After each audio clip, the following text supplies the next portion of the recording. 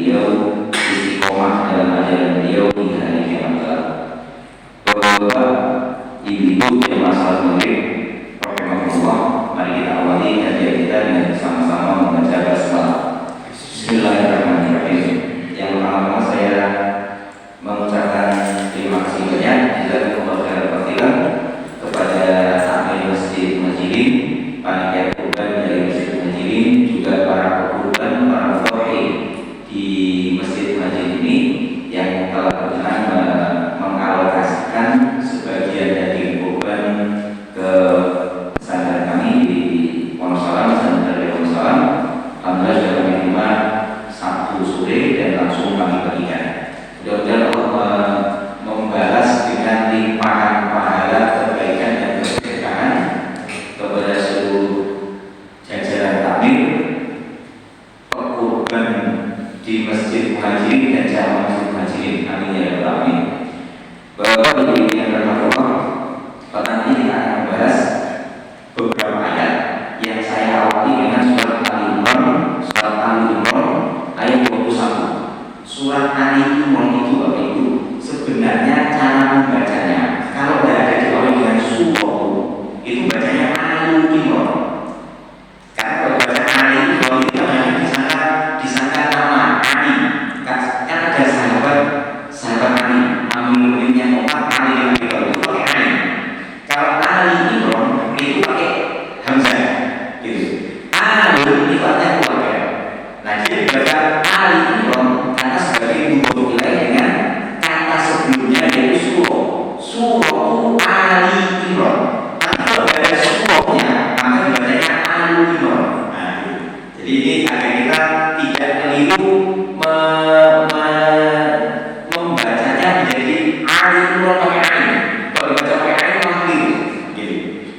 Nah, dalam surat Al-Imran ayat 21 berfirman, "A'udzu billahi minasy syaithanir rajim. Bismillahirrahmanirrahim. Innal ladzina yakfuruna bi ayatillahi." Sesungguhnya orang-orang yang kafir ingkar terhadap ayat-ayat Allah.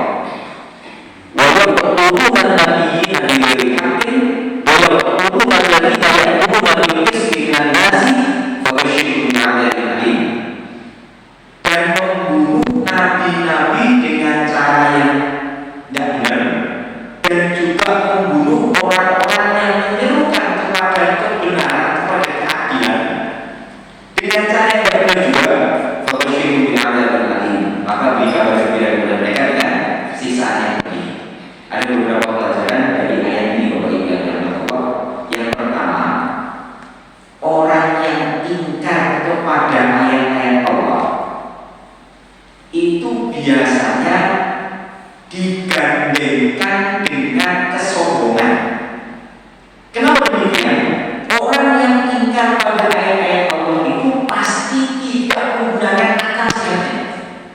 Kalau menggunakan akal sehat, orang-orang itu akan kemudian mengakui kebenaran ajaran agama Islam. Siapapun, satu-satunya agama di dunia ini yang sesuai dengan akal sehat manusia itu hanya Islam. Doktrin-doktrin agama selain Islam itu banyak yang dipertanyakan dan tidak sesuai dengan akal sehat. Contohnya, kalau umpamanya Nabi Isa dikatakan sebagai Tuhan, lalu kemudian ditanyakan, Tuhan itu kan menciptakan segala sesuatu. Sifat Tuhan itu adalah maha awal dan tidak ada yang mengawali. Lalu kemudian ditanyakan saja, mana ciptaannya Nabi Isa? Itu kan tantangan dipanggil. Aruni pada Allah min dunillah. Tapi kepada saya, apa yang diciptakan sebanyak lain selain Allah itu? Mau berhala, mau Nabi, mau Nabi Isa, mau Nabi Uzair dan sebagainya. Tunjukkan mana yang diciptakan. Gitu. Pasti kalian bisa. Atau malah biar lagi Nabi Isa sama umur bumi penciptanya duluan siapa? Kan gitu. Nah, itu nggak akan bisa dimasukkan ke dalam akal. Nah, bapak-bapak yang berpengaruh, karena itu orang-orang yang kafir itu biasanya mengingkari akal sehatnya sendiri. Mau nabut, bahasanya Ibrahim, mau Fir'aun demikian. Namrud ketika Nabi Ibrahim datang kepada Raja Namrud, Nabi Ibrahim mengatakan, kalau ini Tuhan saya yang menciptakan kau, yang menghidupkan mematikan. Namrud mengatakan, apa jiwa begitu? Saya tidak bisa menghidupkan mematikan kok. Gitu. Bersama jawaban Nabi Ibrahim, Fa'inna Allah yang bersyamsi minal masyriq, Fa'ti bihan minal maghrib. Allah itu mendatangkan kamu perjalanan matahari dari timur. Kalau kamu benar Tuhan, maka perjalankan matahari itu dari barat. Fakuhita dari kafar. Sudah nggak bisa jawab lagi. Gitu. Fir'aun juga demikian. Tukang-tukang sihirnya itu tahu betul ularnya Nabi Musa itu bukan sihir. Gitu. Jadi ketika terjadi pertandingan, itu kan teman-teman sihir itu kan dikatakan fa'alqa hibalahu ma'isyiyahu, melemparkan hibal itu dari kabul itu tali-tali, isyiyahu dari asal itu tongkat-tongkat. Kemudian tali dan tongkat tadi itu diperlihatkan dengan sihir mereka seolah-olah ini adalah ular gitu. Tapi itu bukan ular, cuma sihir saja. Ketika Nabi Musa melemparkan tongkatnya jadi ular beneran. Nah, karena ini tukang sihir zaman itu, bapak-bapak ibu dan rahmatullah, tukang sihir itu gelar ilmuwan tertinggi. Jadi itu gelarnya tinggi sekali. Mereka paham dengan ilmu sihirnya. Tongkatnya Nabi Musa bukan sihir. Ketika mereka paham, ini berarti utusan Allah beneran ini, ciptaan Tuhan. Faul biasa, faul jadi sujud semua. Fir'aun karena kalah, keingkarannya dikalahkan, maka kemudian melakukan kesombongan, diancam kekalungan sihirnya. Kalau kamu nekat beriman kayak gini, saya potong tangan dan kakimu secara bersilang, lalu saya salib kamu di pangkal rumah. Karena itu kalau ini kekafiran, keingkaran terhadap ayat-ayat Allah itu biasanya dipersandingkan dengan kesombongan. Kesombongan itu wujudnya persekusi, penzaliman, keaniayaan dan lain sebagainya. Kalau dalam ayat ini Allah kemudian berfirman, wa yaqtuluna nabiyina bighairi haqqin, membunuh nabi-nabi tanpa cara yang digunakan. Nabi Zakaria alaihissalam dibunuh, digergaji dalam pohon. Nabi Yahya dipenggal. Nabi Isa dikejar-kejar sama umatnya, kan gitu. Nah, Rasulullah Muhammad SAW diperangi, kan gitu Pak ya. Rasulullah itu kan diangkat jadi Nabi umur 40 tahun, bahkan umur 63 tahun. Selama hidup beliau itu mengalami peperangan 20 kali lebih. Kalau saya nggak salah kan, entah 21 atau 27. Jadi kan berarti hampir setiap tahun perang. Itu yang perang yang jadi Rasulullah. Belum lagi perang-perang yang Rasulullah itu mengirimkan pasukan tanpa dihadiri oleh beliau. Nah, bahwa ini itu menunjukkan sekali lagi orang-orang yang kafir itu selalu bersanding dengan kesombongan. Karena itu bahwa ini kalau pelajaran yang kedua, resikonya orang-orang yang menyukai pada kebenaran itu harus siap untuk dimusuhi, gitu. Jadi orang-orang yang suka ke masjid seperti bapak-bapak ini harusnya dicela, gitu.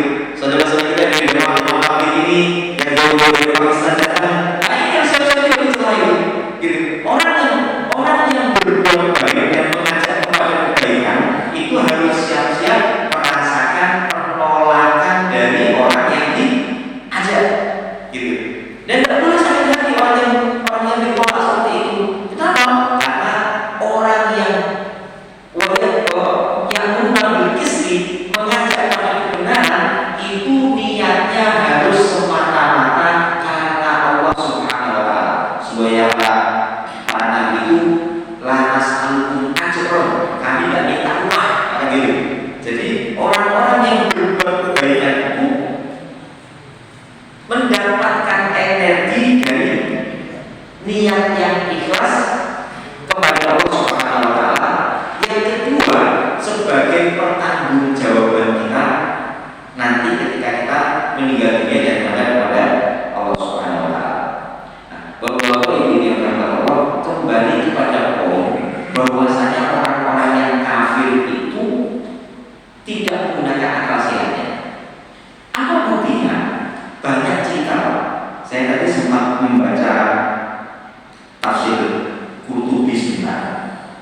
ada cerita yang lucu Pak dalam tafsir Qurtubi itu tentang kisahnya Fir'aun.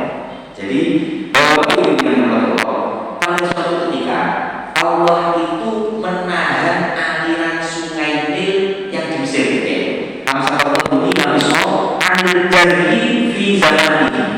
Allah menahan aliran sungai Nil pada zamannya Fir'aun. Jadi sungai Nil kering ketika itu Pak. Pokoknya kalau itu orang selalu ngomong sama Fir'aun, itu taruh Tuhan, fakat jadi nama. Kalau benar kamu itu Tuhan kami, kan kita tanya tadi, amal buku atas saya kalau yang tinggi, fakat tidak ada nama. Coba itu sungai yang lagi kering tadi itu suruh ngalir agak besar, mengalir kita, gitu. Tapi benar kalau yang itu kayak gitu Pak. Kalau kita waktu itu kita yang kaya, wajah yang dibuka pada saat ini. Fir'aun Pak, namanya juga nggak pakai akal sehat, tetap yang muncul sombongnya dulu. Langsung kemudian Fir'aun naik di atas kudanya, tentaranya dibariskan sesuai dengan pangkat-pangkatnya. Jadi semua dikeluarkan dari jenderal-jenderalnya, laksana pangkat enggak baris berbaris-baris. Karena kemudian yang dilakukan, wabasa ada bagi wabasa yang menangguhkan. Lalu kemudian Fir'aun sudah nampak itu kebesaran tentara-tentaranya, kehebatannya seorang kan hebat banget itu Pak ya, menunjukkan kebesaran kehebatannya. Lalu kemudian ketika tentara-tentaranya lemah, rakyatnya lemah, Fir'aun itu menginap Pak. Nazala ada bayi turun dari tunggangannya, lalu kemudian ganti baju nyaman, lalu kemudian Pak sajadah bertawadhu ta'ala. Fir'aun itu sujud merendahkan dirinya kepada Allah, lalu kemudian minta kepada Allah agar Allah itu mengalirkan air di sungai Nil, gitu. Lalu kemudian Allah menjadikan sungai Nil ini mengalir dari airnya. Jadi sebenarnya di sini ada yang lucu. Fir'aun itu sebenarnya paham betul dia bukan Tuhan. Dia bukan Tuhan, dia paham betul. Dia tahu bahwasanya ajarannya Nabi Musa alaihissalam itu ajarannya benar, gitu. Karena itu ketika Allah Subhanahu Wa Taala menurunkan Adam kepada Bani Israil, itu kan ada 9 Adam, ada belalang, kodok, darah. Kan dari itu berturut-turut kalau ini yang namanya apa yang namanya kita terjadi bahwa ini yang namanya dia meminta kepada Nabi Musa agar Nabi Musa ini berdoa kepada Allah untuk menghilangkan Adam ini. Nanti janjinya lalu nanti kalau mau berdoa ayuhasalimu berdoa gitu, wahai tukang sihir, wahai penyihir. Sekali penyebutan Fir'aun sebagai Nabi Musa itu penyihir bukan celaan, bukan hukum, tapi ini malah pujian. Karena tukang sihir itu biasanya sakit pada Fir'aun. Itu Nabi Musa mengaku sebagai penyihir agung. Lalu kemudian diminta kepada Allah agar Allah mengangkat Anda tersebut. Nanti jadinya kami beriman, kami namanya Fir'aun bahwa diberikan oleh Allah jadi diingat, gitu. Yang kemudian dan dalam tafsir Qurtubi dari disebutkan ketika Fir'aun berhasil menipu rakyatnya dengan mengalirnya air sungai tadi itu, Jibril kan dalam riwayat disebutkan bahwasanya dia tidak pernah marah kepada sejak iblis itu melahirkan keturunan-keturunannya, lebih marah kepada Fir'aun. Nanti ada ceritanya, maka Jibril itu menyumpah mulutnya Fir'aun ketika dia tenggelam di dalam laut merah. Nah, Jibril itu manggil Fir'aun itu misalnya Fir'aun itu, jadi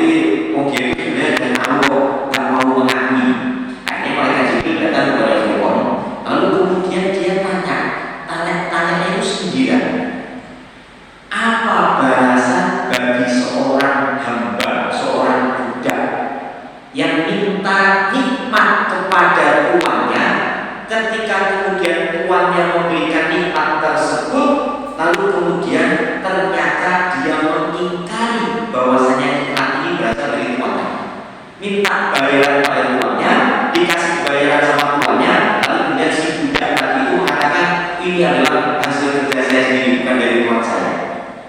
Apa jawabannya Fir'aun? Fir'aun itu menjawab dengan menulis, Pak. Dia menulis balasannya dia harus ditenggelamkan ke laut. Nanti ketika Fir'aun itu ditenggelamkan ke laut, Pak, Jibril datang bawa tulisannya Fir'aun itu sendiri dikasihkan pada Fir'aun. Itu kisahnya di dalam Tafsir Qurtubi. Nah, apa kemudian yang bisa kita ambil dari hikmah ini kalau ini yang kata Allah?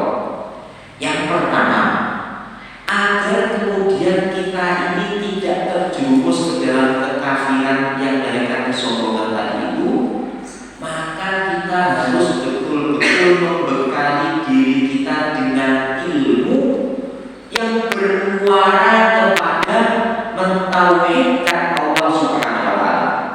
Kalau sekedar ilmu saja, maka ilmu tadi itu bisa jadi malah kemudian menjauhkan diri kita dari Allah Subhanahu wa Ta'ala. Qarun itu dulu juga termasuk umatnya Nabi Musa. Ketika kemudian dikasih ilmu, dikasih harta, dia malah kemudian membela dari Nabi Musa alaihissalam. Bahwa ini yang pertama, kita bisa melihat kalau ada yang punya aplikasi Quran di HP atau komputernya, bapak-bapak ibu-ibu bisa mengetikkan kalimat fa'lam, fa, alif, ain, lam, dan mim. Itu akan keluar ayat-ayat yang berbunyi fa'lam, fa'lam. Contohnya begini, dalam surah Muhammad 19 Allah berfirman, fa'lam annahu la ilaha illallah wastaghfir lidzambika wal mu'minina wal mu'minat. Maka ketahuilah sesungguhnya tidak ada Tuhan selain Allah, dan mintalah kepada Allah untuk dosa-dosamu juga bagi kaum mukminin dan kaum mukminat. Al-Baqarah 29 Allah juga berfirman, fa'lamu annallaha azizun hakim. Maka ketahuilah sesungguhnya Allah Maha Perkasa lagi Maha Bijaksana. Al-Maidah 34 Allah berfirman, fa'lamu annallaha ghafurur rahim. Maka ketahuilah sesungguhnya Allah Maha Pengampun lagi Maha Penyayang. Surat Al-Maidah 49 fa'in tawallahu fa'lam annama yuridu Allahu an yusibahu bi ba'di dhunubihi.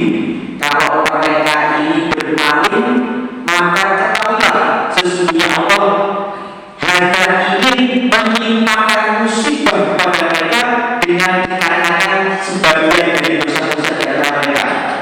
Al-Anfal ayat 40 Allah berfirman, fa'lamu annallaha maulakum ni'mal mawla wa nasir. Maka ketahuilah sesungguhnya Allah adalah majikan kalian, dialah sebaik-baik majikan dan sebaik-baik penolong.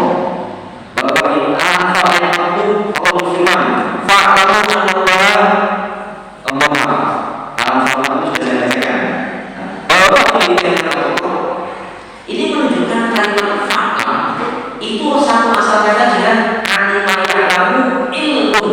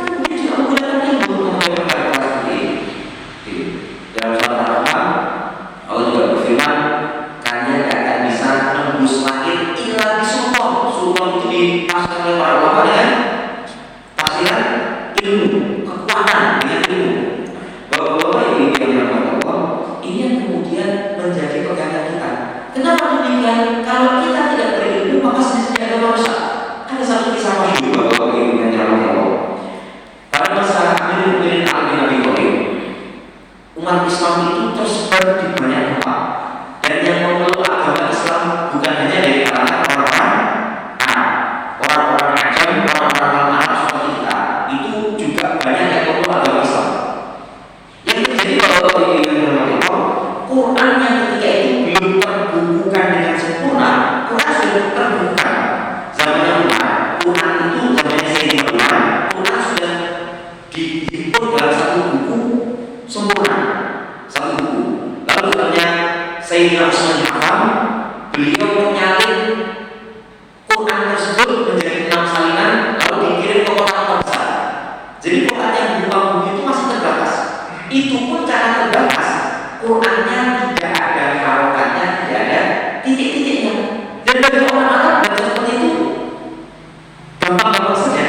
Mereka membacanya karena mereka memahami syiahul kalam, mereka memahami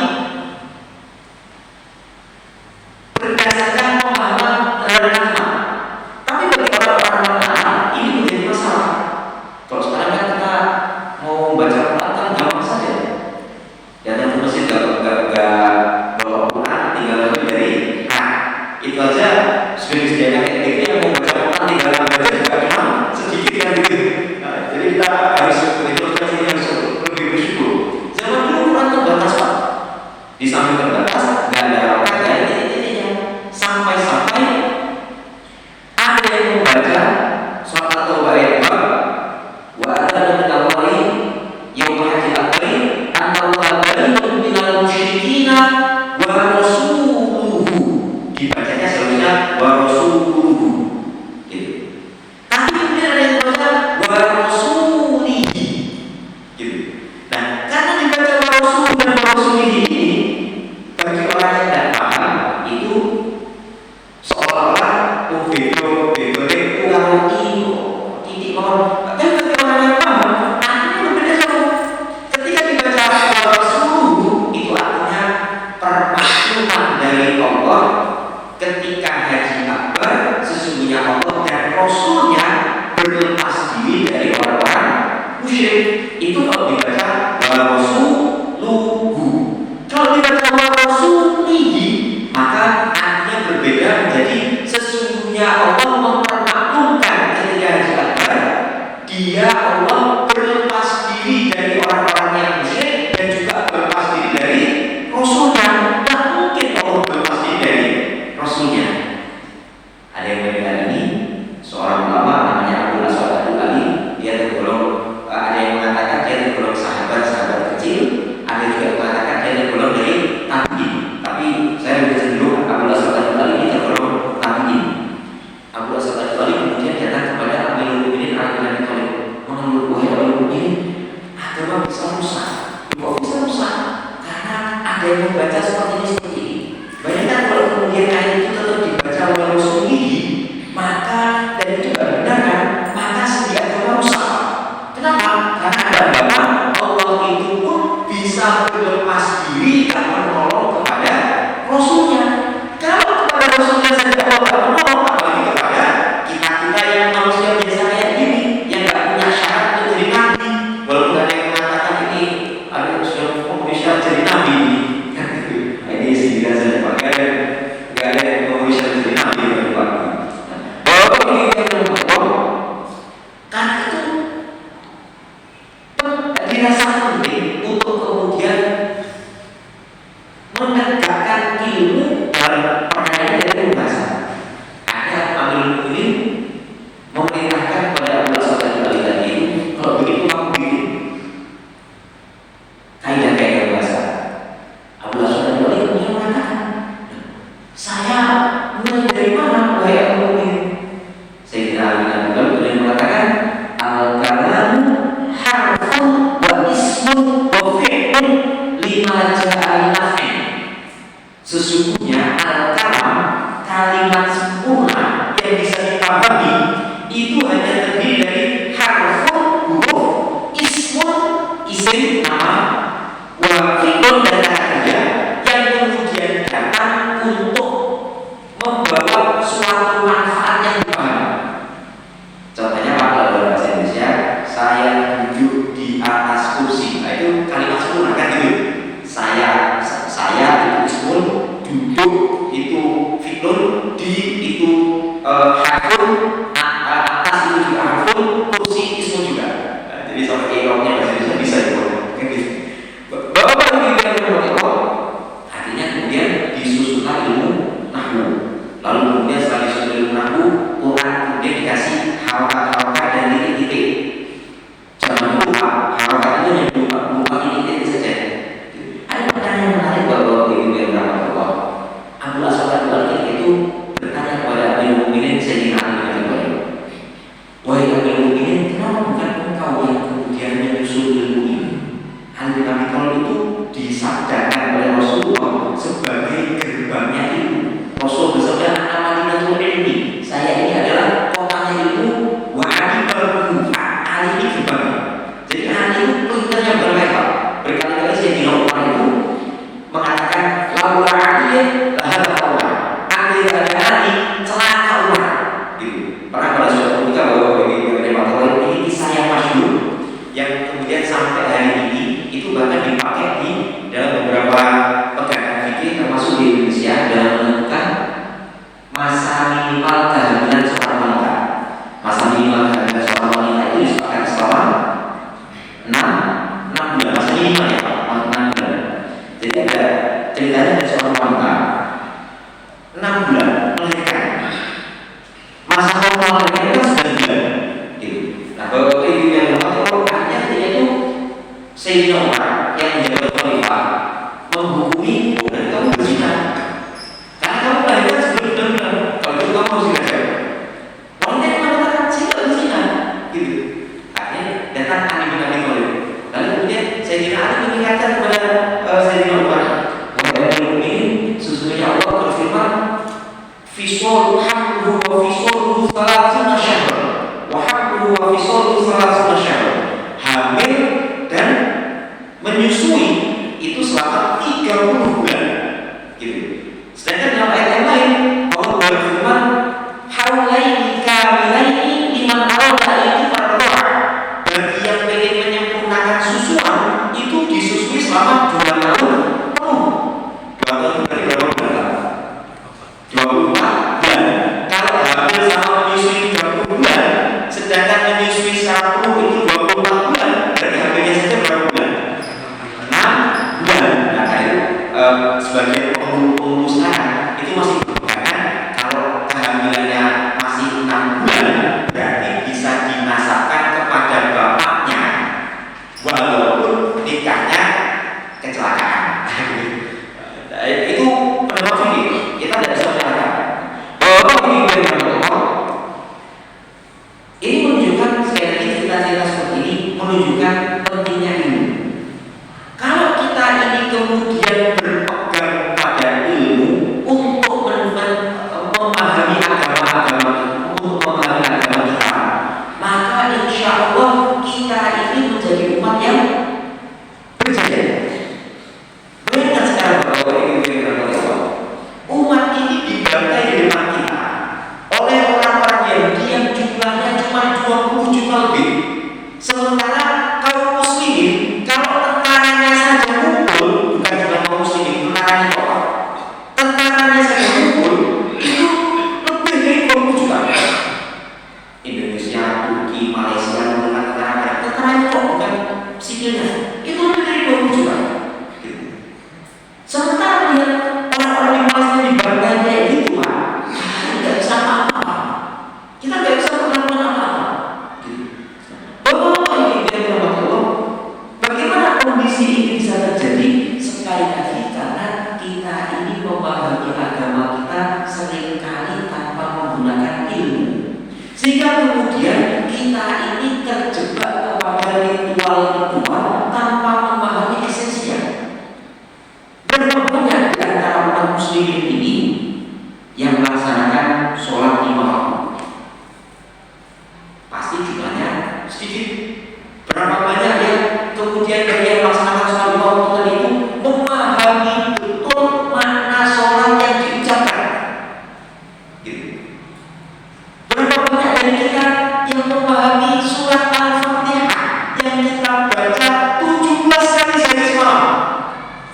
Alhamdulillahirrahmanirrahim. Itu Al-Fatihah itu dahsyat sekali, Pak. 4 ayat pertama itu itu Allah itu kan ketika kita baca Al-Fatihah, Allah itu membanggakan kita di hadapan malaikat. Alhamdulillahirabbil alamin, hamadani abdi, ini hamba saya, ini saya ini. Ar-Rahmanir Rahim, Maliki yaumiddin, iyyaka na'budu wa iyyaka nasta'in. 3 ayat pertama dari Al-Rahmanir Maliki yaumiddin ini Allah itu mengatakan ini semuanya bagian saya. Iyyaka na'budu wa iyyaka nasta'in. Itu kemudian Allah berfirman, ini separuh untuk saya, separuh untuk hamba saya. Wa li'abdi masalah. Bagi hamba saya, apapun yang dia minta, saya kasih. Gitu Pak. Makanya biasanya Pak, kalau kita paham Al-Fatihah, apalagi kalau sholat, terutama kalau lagi sholat sendiri, mungkin mulai sendiri dan sebagainya. Setelah dia kena berdoa, ia kena stain, bapak-bapak, ibu-ibu bisa meluangkan waktu berdoa apa saja.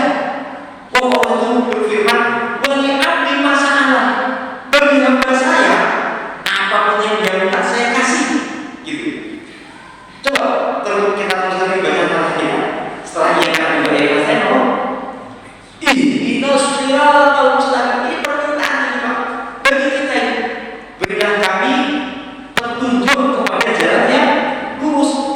Yang gak sempat meminta setelah dia kena berdoa, ia kena stain, itu tercakup dalam doa ihdinas siratal mustaqim. Kenapa? Siratal mustaqim itu mencakup semuanya sudah. Hidayah kepada siratal mustaqim itu mencakup semuanya. Tapi nek Bapak itu soal sampai mau tugas ini Allah besok anak saya ujian, mudah-mudahan lulus, mudah-mudahan istri saya banyak. Kamu saya doa minta apa Allah saya jawab. Gitu. Nah, kalau kemudian kita yang memahami betul apa yang kita baca, itu dahsyat betul Pak, dahsyat betul. Di antaranya apa ya?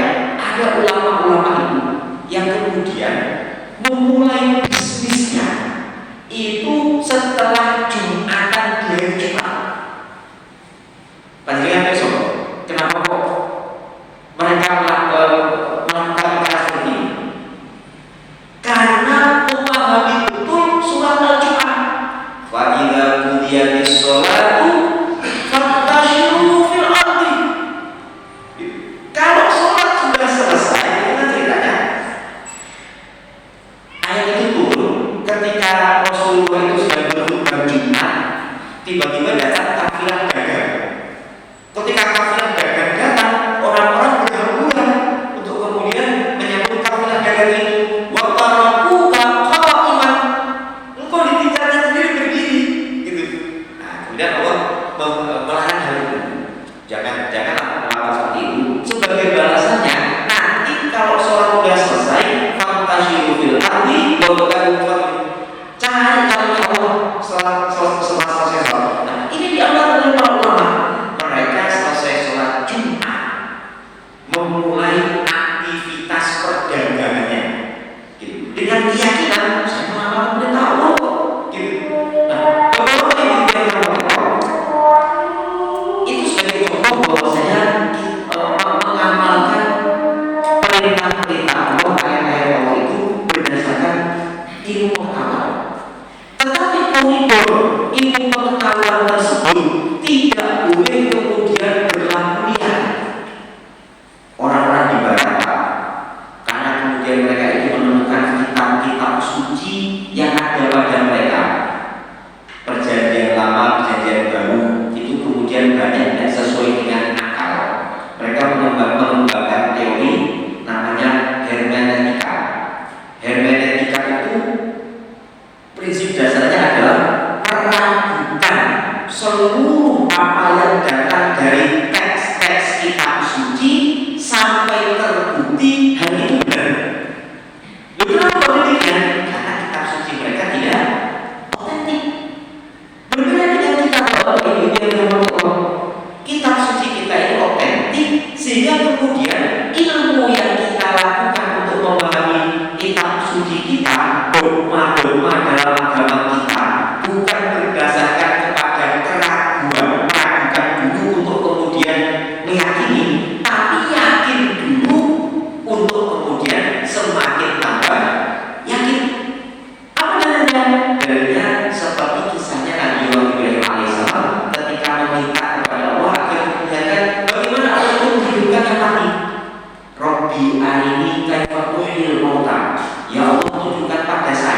bagaimana kau ini menunjukkan yang mati?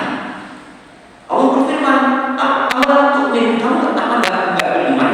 Bukan berarti Allah itu tidak tahu meragukan imannya Nabi Ibrahim, bukan, tapi ini sebagai pengajaran pada kita bahwasanya menyelidiki sesuatu tadi itu menerangkan ilmu-ilmu kita bukan dalam rangka untuk meragukan doa-doa doktrin agama, teks-teks dalam agama kita, tetapi sebagai pelajaran yang Nabi bahwa walaupun dia kematian kolbi, enggak ya Allah, tapi ada hati saya semakin tenang gitu.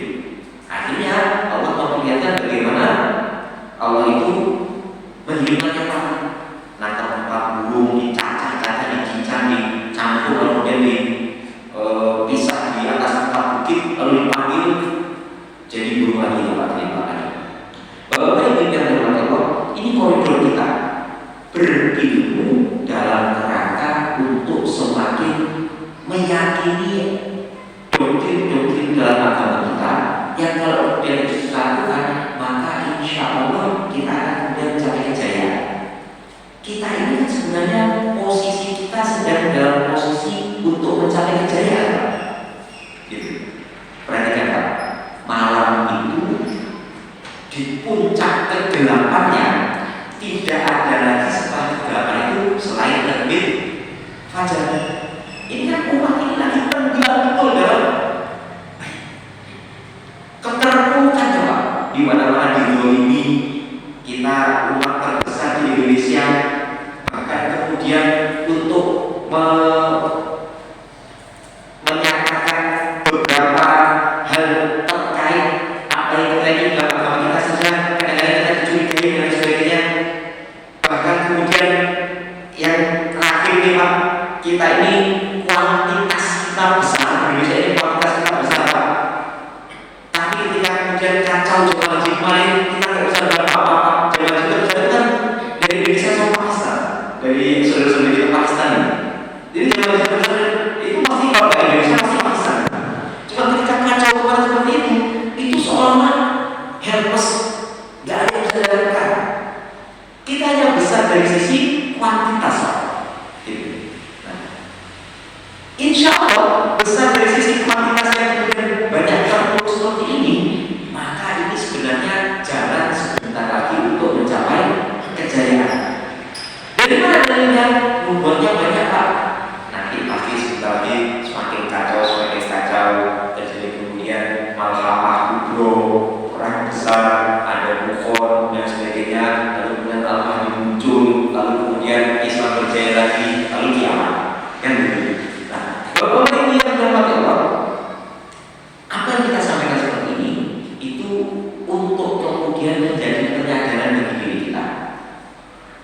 Ada satu buku bagus, karangannya Wakil Menteri Warobi kita Pak Anies Muhammad, itu mengatakan Islam itu trennya semakin terpuruk. Hanya ada peristiwa-peristiwa yang sebelum naik haji maksudnya Pak. Hanya ada peristiwa-peristiwa yang terjadi memperlambat keterpurukan tadi itu, tapi nggak bisa menghentikan. Karena sunatullah sudah demikian. Kemenangan Sulaiman al-Ayyubi dalam perang Hunain, lalu kemudian melakukan Baitul Maqdis dalam perang salib, itu hanya prestasi-prestasi kecil yang kemudian tidak bisa menghentikan keterpurukan umat ini. Kemenangan dalam Mongol itu juga demikian. Bapak-bapak yang dirahmati Allah, walaupun demikian, tidak boleh kemudian umat ini berkecil hati lalu kemudian berputus asa. Tetap harus ada orang-orang yang berilmu mengamalkan ilmunya dalam kerangka untuk kemudian menyongsong nanti umat ini akan menjadi jaya. Kita bukan umat yang kemudian dilahirkan dalam kondisi sebagai pecundang. Di Palestina itu Hamas itu sudah diakui. Ini memang betul-betul entitas luar biasa. Dan punya kekuatan udara, dan punya kekuatan laut, dan punya intelijen, tapi perang di antara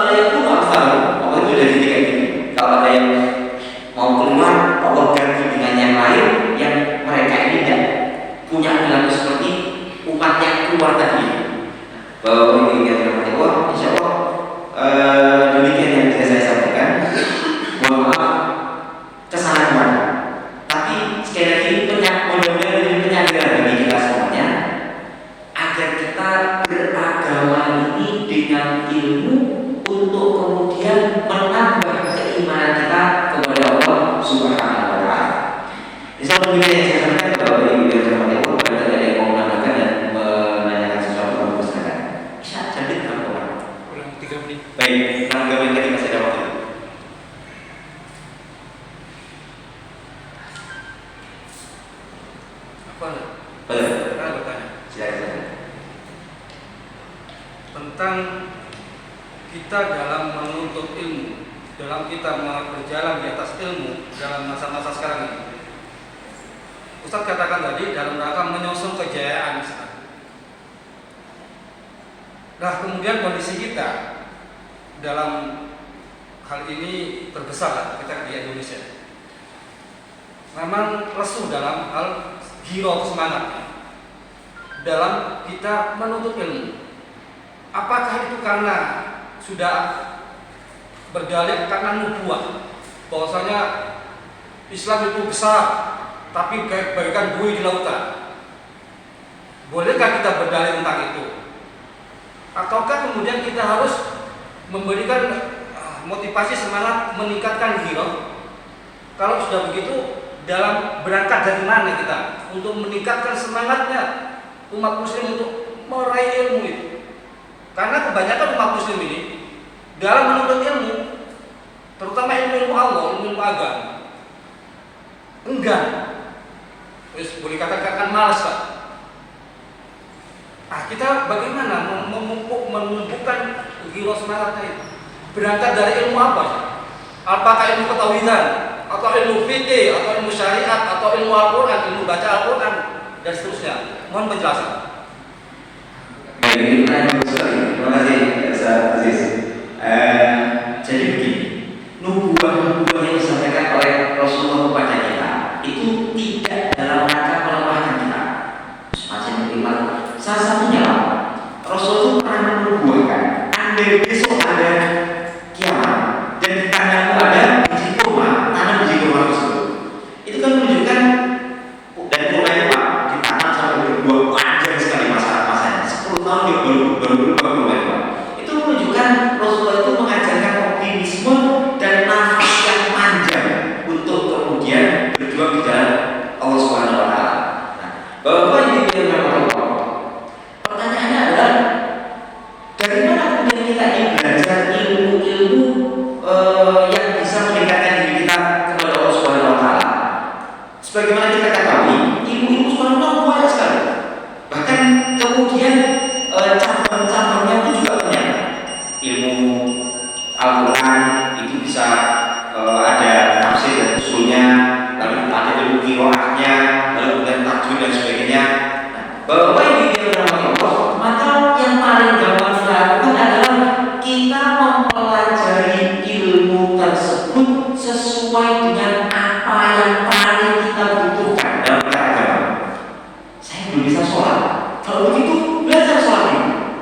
Saya belum bisa memahami apa yang saya baca dalam sholat, kalau begitu pahami dengan terjemahan apa. Maka gitu.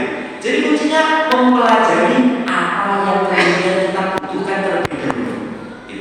Tentu kalau ini dalam Allah yang terbaik belajar ilmunya tadi itu dari seorang guru yang terpercaya.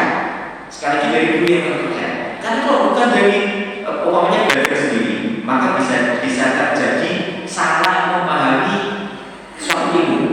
Atau kalau kemudian guru yang tidak terpercaya, maka bisa jadi terjadi juga kesalahan dalam mengamalkan ilmu tersebut.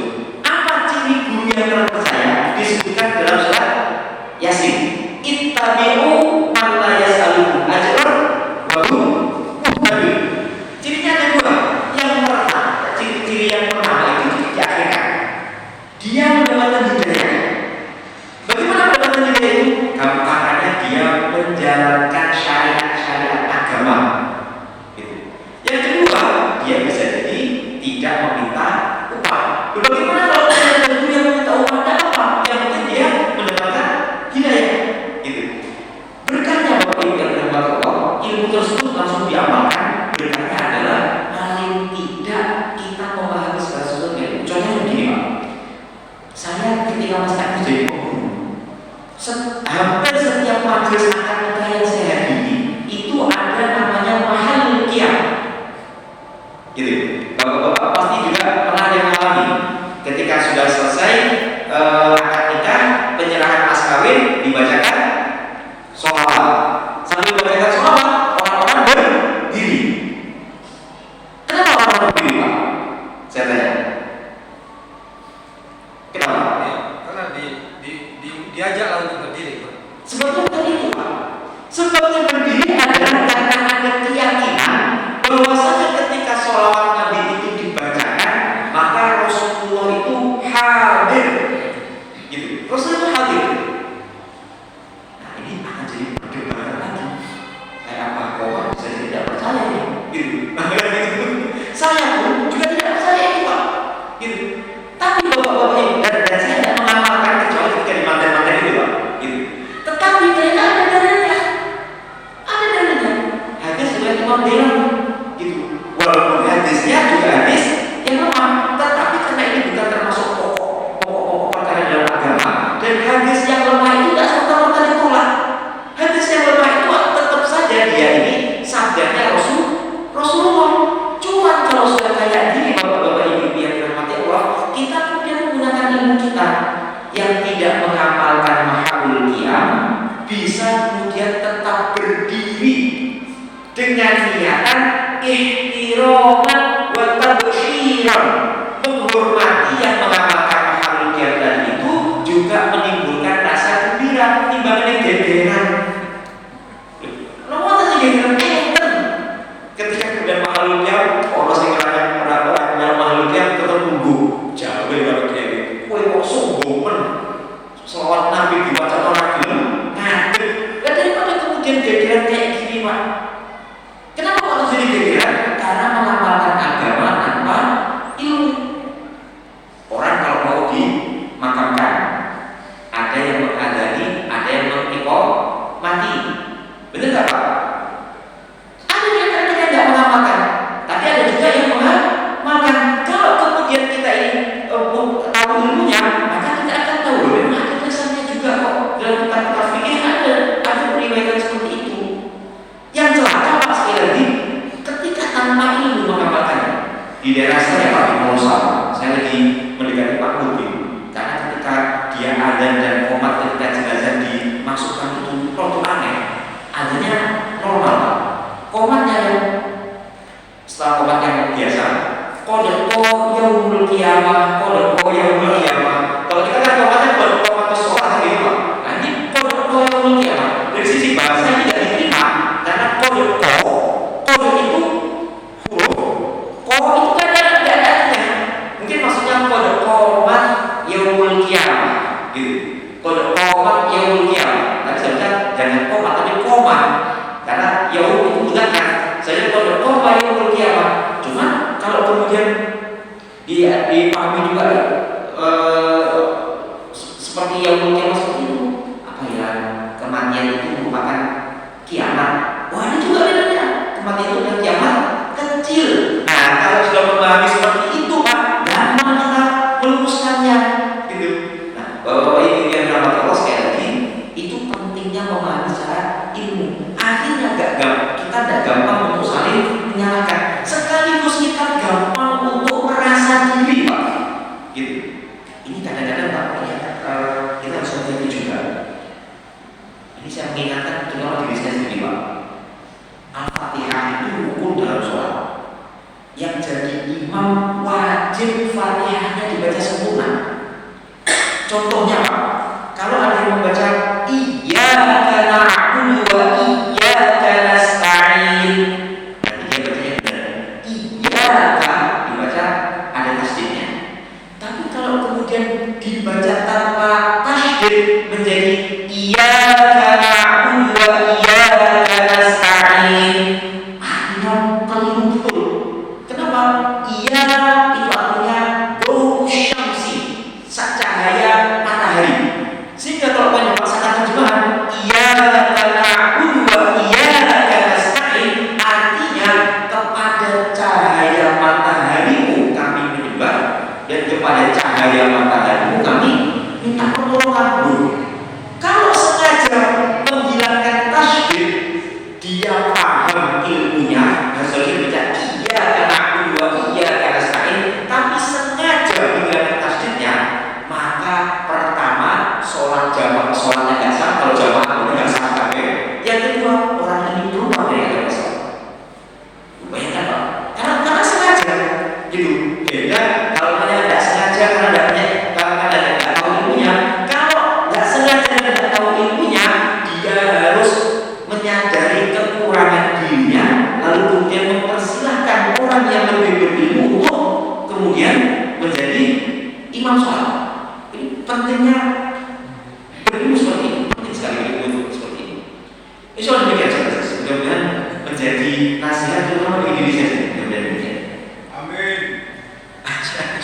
Ada lagi kalau yang Allah cukup sih. Baik, kita akhiri dengan bersama-sama membaca Alhamdulillah dan doa hadis. Alhamdulillah berani subhanallah wa bihamdika asyhadu an la ilaha illa anta astaghfiruka wa atubu ilaik. Assalamualaikum warahmatullahi wabarakatuh. Waalaikumsalam.